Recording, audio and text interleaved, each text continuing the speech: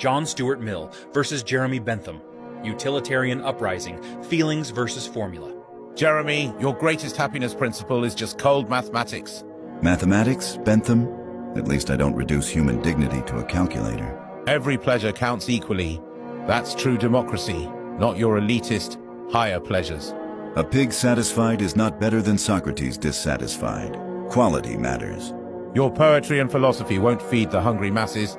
And your philosophic calculus won't inspire anyone to actually live. I reformed prisons while you wrote pretty essays about individuality.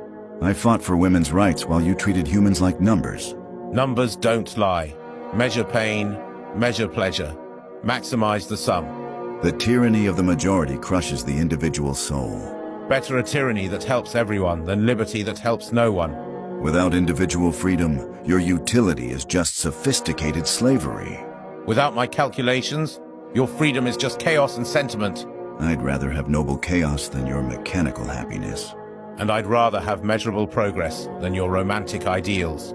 The greatest happiness comes from the greatest human development. The greatest happiness comes from the greatest human calculation. You count pleasures, I cultivate them. You complicate what should be simple. Happiness is happiness. Simple minds think happiness is simple.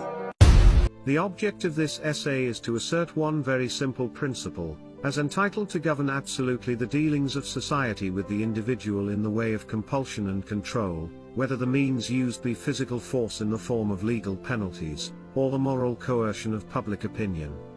That principle is, that the sole end for which mankind are warranted, individually or collectively, in interfering with the liberty of action of any of their number, is self-protection. That the only purpose for which power can be rightfully exercised, over any member of a civilized community, against his will, is to prevent harm to others. His own good, either physical or moral, is not a sufficient warrant. He cannot rightfully be compelled to do or forbear because it will be better for him to do so, because it will make him happier, because, in the opinion of others, to do so would be wise, or even right. The only part of the conduct of anyone, for which he is amenable to society, is that which concerns others. In the part which merely concerns himself, his independence is, of right, absolute. Over himself, over his own body and mind, the individual is sovereign. Mill adalah filsuf ekonom sekaligus pemikir sosial Inggris abad ke-19 dan pemikirannya masih relevan sampai sekarang. Di video ini, kita akan membahas sedikit mengenai biografi singkat, pemikiran ekonomi, dan beberapa fun fact tentang beliau. Ayo, kita langsung saja ke videonya. A few moments later.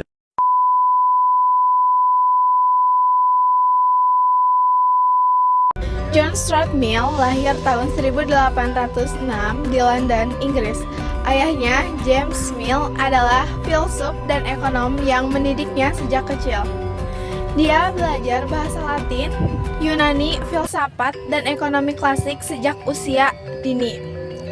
Mill membaca karya Adam Smith, David Ricardo, dan Jeremy Bentham sejak muda. Mill sempat mengalami krisis mental di usia 20 tahunan karena tekanan pendidikan, tapi berhasil bangkit dengan membaca literatur, sastra, dan filsafat. Dia wafat pada tahun 1873, namun pemikirannya tetap berpengaruh hingga sekarang. Mill dikenal dengan ekonomi klasik yang memadukan prinsip klasik dengan utilitarianisme. Beberapa pemikirannya, yang pertama, hukum penawaran dan permintaan. Mill setuju bahwa harga ditentukan oleh pasar, akan tetapi juga harus menekankan kesejahteraan masyarakat sebagai tujuan utama. Yang kedua, teori nilai. Mill membagi menjadi dua nilai, yaitu ada nilai produksi dan nilai pertukaran. 3. Distribusi pendapatan. Mill percaya distribusi kekayaan penting untuk kesejahteraan sosial. Dia mendukung pajak progresif dan intervensi pemerintah untuk mencegah kemiskinan eksternal. 4. Utilitarianisme. Tujuan ekonomi adalah untuk memaksimalkan kebahagiaan terbesar bagi jumlah orang yang terbesar. kebijakan ekonomi harus fokus pada kesejahteraan masyarakat, bukan hanya untuk keuntungan individu. Yang kelima, peran pemerintah. Mill menekankan pemerintah harus mengatur pasar untuk pendidikan publik, perlindungan buruh, dan menangani monopoli. Intinya, Mill mencoba menyelaraskan efisiensi pasar dengan keadilan sosial. Mill juga peduli soal kesetaraan gender. Dia menulis The Subjection of Women untuk menekankan hak wanita di masyarakat yang sangat revolusioner pada masanya. Dia percaya pendidikan dan kebebasan individu itu sangat penting agar masyarakat bisa berpartisipasi maksimal dalam ekonomi. Ada tentang distribusi kekayaan dan peran pemerintah, terlihat pada pajak progresif, subsidi pendidikan, dan perlindungan buruh. Jadi, ide Mill ini tidak hanya teori, tetapi juga bisa diterapkan untuk meningkatkan kesejahteraan masyarakat. John Stuart Mill adalah tokoh ekonomi klasik yang menggabungkan antara rasionalitas pasar dengan keadilan sosial. Pemikirannya tentang distribusi kekayaan, peran pemerintah, dan utilitarianisme membuatnya tetap relevan sampai sekarang. Terima kasih sudah menonton video kami. Semoga materi kami membantu kalian memahami John Stuart Mill dengan lebih mudah dan menyenangkan.